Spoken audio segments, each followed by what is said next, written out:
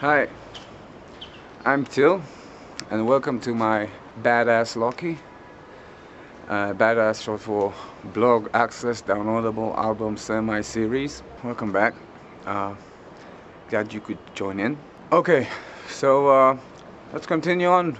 Last week I was talking about the revolt within each and every one of us, based on our deep conviction that we have some special knowledge that holds the truth for this world to succeed in whatever it is to succeed in.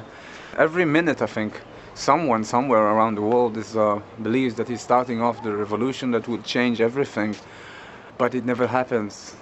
Like all the revolts fail, and each revolt seems somehow more pathetic than the one before.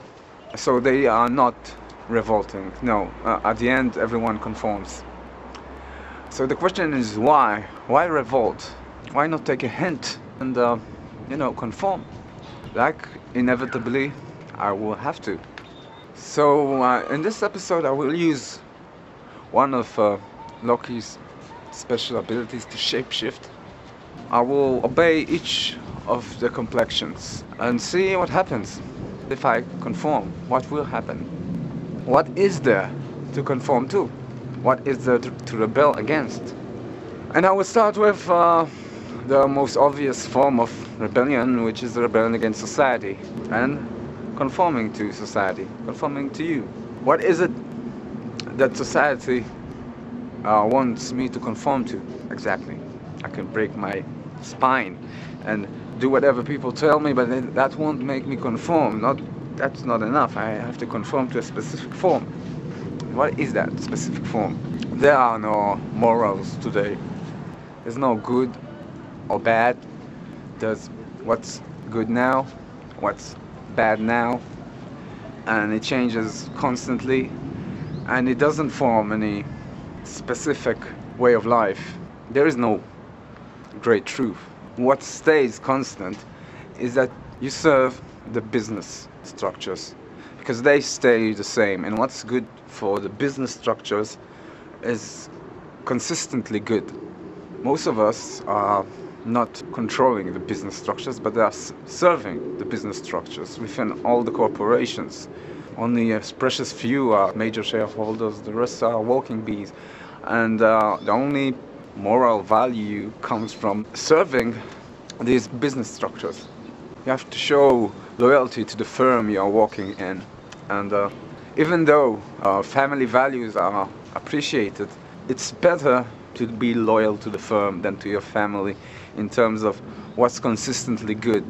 If you work in a firm, even when you go and marry someone, if you marry the wrong girl, one who is a bit off, that's not good. That's not family values that are in line with the corporatocracy.